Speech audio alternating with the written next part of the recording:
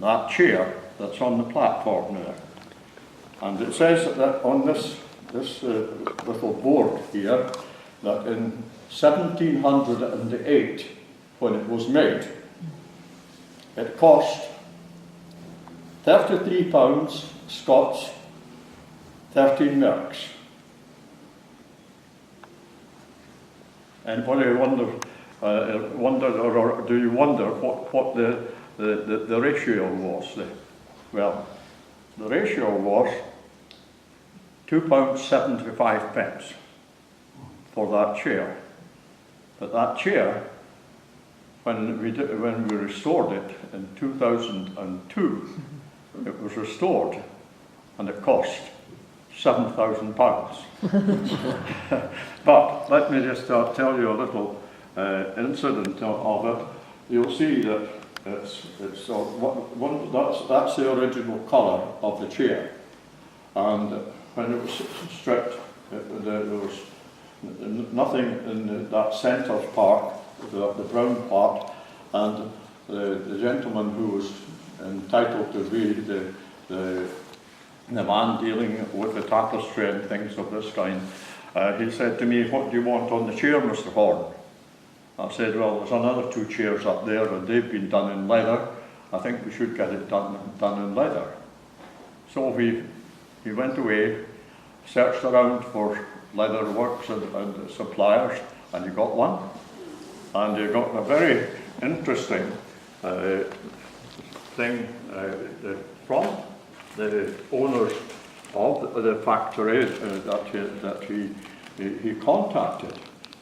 And this chair was made in 1708. And right down in the corner, the southwest corner of England, there was a leather factory that had been built and used very much down there. But it had its story. And the story is that in the 1790s, a Russian ship sank off the coast of Cornwall. Nobody bothered about it until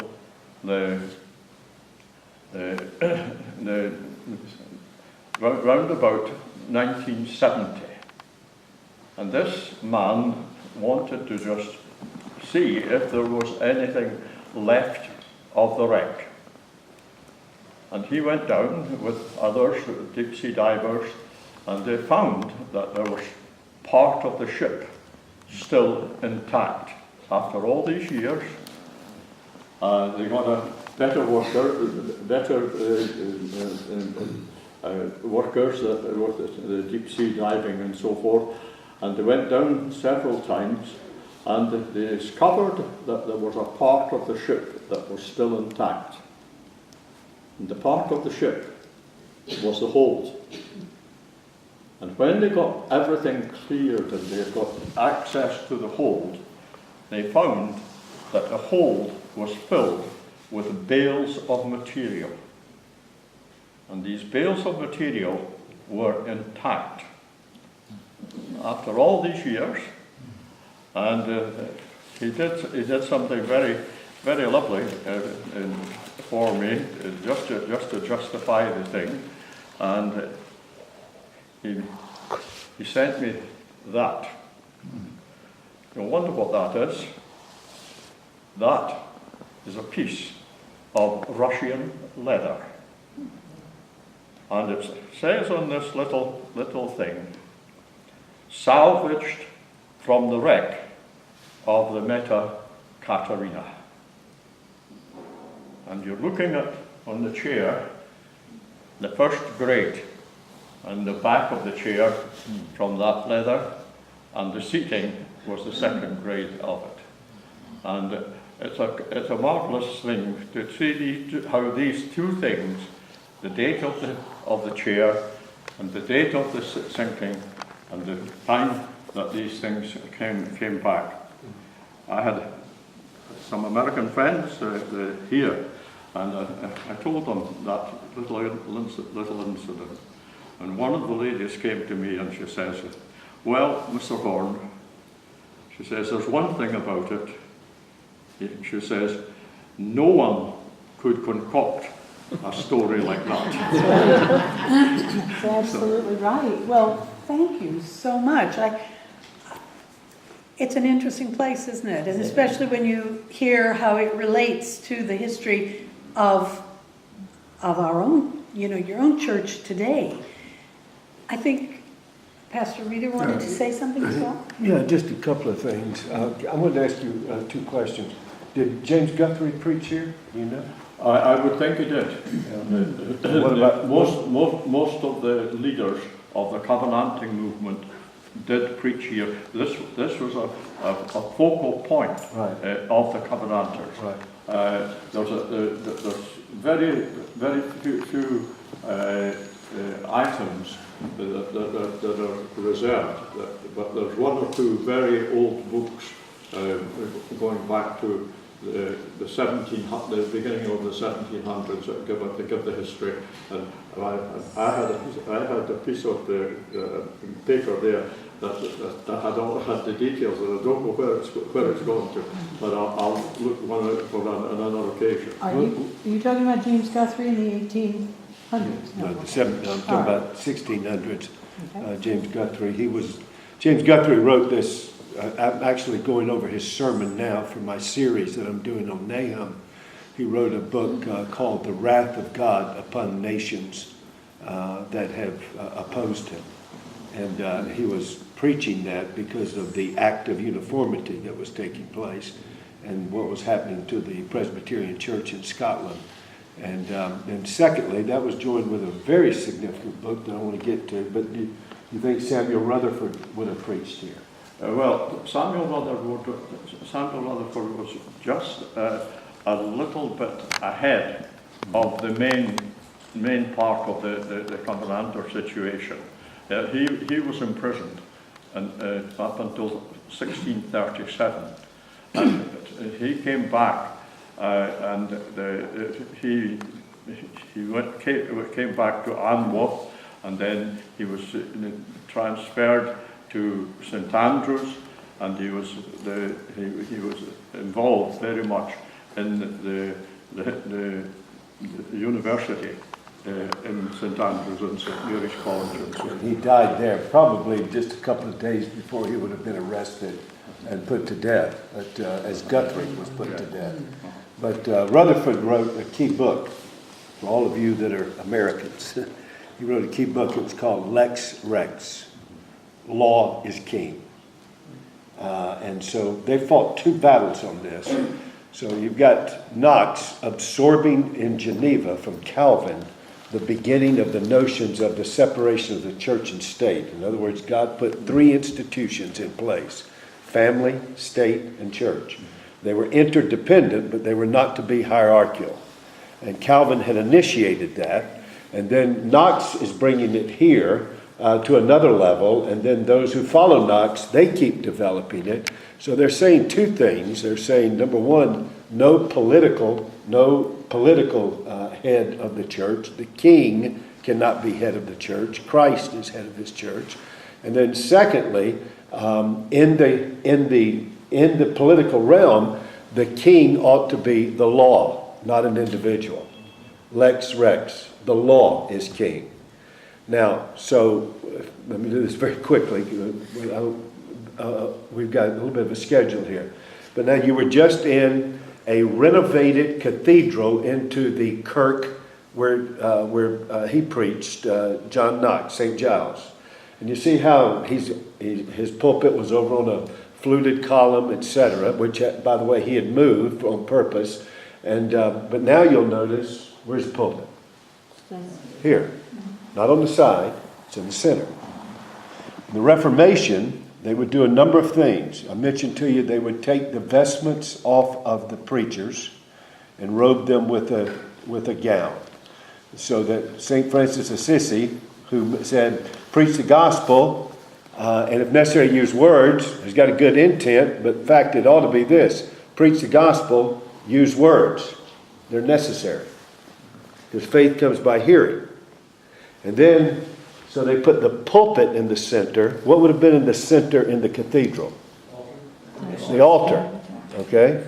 And elevated. And fenced. So that you have to go through the priest to get to the altar. Now you go into the Reformed churches, the pulpit's in the center, not the altar. In fact, you don't find an altar. Why? That's in heaven. Jesus is the altar. You go to him. You have a communion table, and that table is always on the floor. Always on the floor. If you'll notice, those of you in Briarwood, you'll notice whenever I do communion, I never stand in front of the table, always behind the table. Because you have access to the table. You don't have to come through me to get to the table. Now I have to be there because I have to preach before you come to the table. Why? Because you are spiritually feasting upon Christ by faith. Therefore, the word is always preached before the sacrament. Therefore, you can then come by faith. But the table is on the floor. The pulpit is lifted up, the high pulpit. I'm going to show you some great high pulpits before we leave here. I envy them all. I'd love to be 12 feet above contradiction every time I preach. So you have the elevated pulpit, the table at the floor, and the people around. And that's why when Knox couldn't get to an elevated center pulpit, but he could take the pulpit and put it back to where before the people could not go at St. Giles. Now they could come in and they could hear. Secondly, he learned, remember I told you last night, that what did Calvin, Bootser, Zwingli, all of them do? They came in, the salvation by grace alone, through faith alone, in Christ alone. The authority of the Word over the church. And the church is built on the Word, and the Word is over the church. The sufficiency of Scripture. The accessibility of Scripture. So next Lord's Day, you'll have a Bible in your hand. You'll have a hymn book in your hand. And except for the cross of Christ, all the people that you're hearing about, the second largest number of them died for you to have a Bible in your hand and a psalm or a hymn book in your hand, in your language. That's why they died. And so that you could have that Bible in your hand and you could hear it, read it in your language, and hear it preached in your language. That's what they did to accomplish that. And so, so anyway, so what else did they do? Every one of them would build a school. They would build a school. Every single one of them would build a school. And so that when you come into the city, you had the high pulpit, the church at the center. You had the church supporting the family and working alongside the family and the state. And all of that is developing. Bootser, Zwingli, Calvin, they all church. And then they would build a school to assist the family and the church and the state. They would build a school. The school had two purposes: produce leaders and preachers for the church and provide public education. It's great to have the Gutenberg Press, but if you can't read, what good does that do to have something in a pamphlet? So they made education available, male and female. Public education available. And so when Knox comes back here, what does Knox do? Church, preaching, school. He puts it all in place, so they begin that whole movement. Now, thankfully, because of things like the Act of Uniformity, in which Charles II is trying to wipe out the Presbyterians and impose, he's the head of the church, and Anglican worship on the Presbyterians here. And then they're standing against him, against the Act of Uniformity with this solemn league of covenant that they're standing against him. Then when that's happening, a bunch of Scotsmen are going to have to leave. Guess where they're going to go? America. So, I do lectures on the Civil War, Northern and Southern, by the way. But the Southern Army was 65% Scots-Irish Presbyterians. In fact, the Northern Army would always talk about hearing the Southerners come into battle singing the Psalms. while they would sing them coming into battle. And so you had all of this, but way before that, you get these guys coming. When they land in America, what's the first thing they do? What's the first thing they do? Build a church. What's the next thing they do? Build a school. Harvard was in place before there was a food supply in Boston. Next thing they do is build a school. Then they'd build a courthouse. Family was then drawn upon with school. There's a three-legged school, the three-legged stool. Those three things would be put there. Now, let me ask you a question. Do we still build communities today? Sure we do. I can take you to all kinds of communities. Most of them gated. What's the first thing we build in those communities? Clubhouse. Now you see the culture. They didn't build a clubhouse first. Built a church. Then they built a school. They had learned that from the Reformation. Then, when they start putting together our Constitution, and in just a day or so, we're going to be celebrating what? When the Declaration of Independence was written, they come over here and they read it in the English Parliament. And a parliamentarian stands up in the English Parliament and he says this: Cousin Virginia has just run off with a Presbyterian parson. Now, by the way, they were speaking of somebody very specific, Jonathan Witherspoon. 13 of those men that were working in that Continental Congress had studied under Jonathan Witherspoon, and he also was a delegate. So it's no accident when he is influencing men like Madison and Mason, George Mason and James Madison, who studied under him. It's no accident that you then have something very unique. You live in the only country where the government borrowed its system of government from the church. With all due respect to my Anglican friends, what you've got there is a form of government that was defined by the form. You have a church government defined by the state government. It mirrors it, the whole system. What you have in the Presbyterian is the Presbyterians go over there and they say, hey, everybody ought to be accountable to somebody. You ought to have a system of appeals. They just borrowed the local church, presbytery, General Assembly concept with checks and balances and all those things, and James Madison puts it into a concept of government. And guys, the number one book they used to develop that Constitution and our form of government, the number one book they used likely was read right here. Samuel Rutherford's Lex Rex. The law is king. So when the Bible tells you as an American that you are to be submissive to Caesar, render unto Caesar the things that are Caesar, and you go back to America, who is Caesar in America? It's not President Obama. It's the Constitution.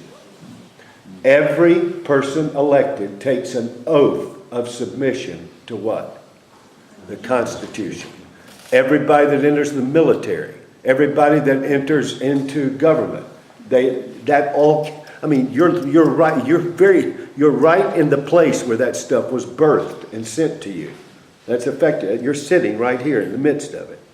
This is where, particularly in that second round of the Reformation, when Charles II is striking back and striking against the Reform movement in Scotland, when he is striking back and they then take this stand, Guthrie and Samuel Rutherford, and these men, they stand there and they write and they preach. Those very things were used by your forefathers that took them at the same time over across the Atlantic Ocean, and therefore that's what ultimately gives you your country. You just needed one more thing.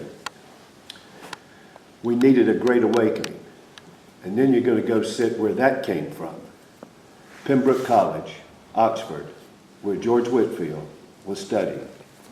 And when he came over and began to preach, that lit the Great Awakening from 1735 to 1765 that built upon what the Reformation had sent over in the 17th and 18th centuries.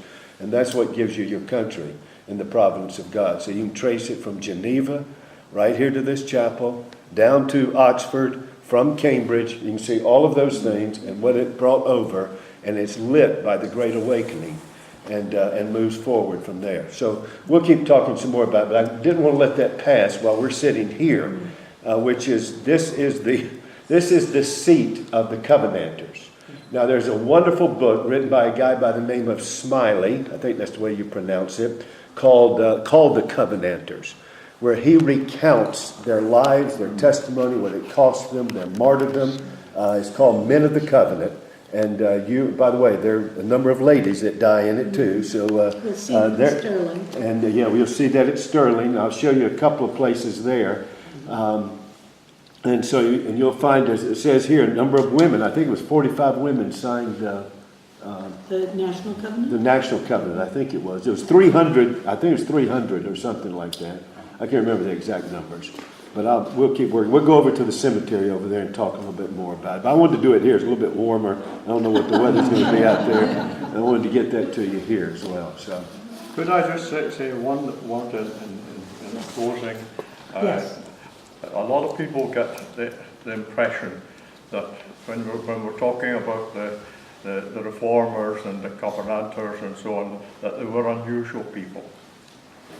Every time I hear somebody bringing in that criticism, I just turn to the words of Samuel Rutherford. You've been talking about Samuel Rutherford, and Samuel Rutherford had some very wonderful sayings, and he says, and Mrs. Cousins has put it into verse, "Fair Anwoth by the Solway, to me thou still art dear, e'en from the verge of heaven I drop for thee a tear. Oh, if one soul from Anwoth meet me at God's right hand, my heaven will be two heavens in Emmanuel."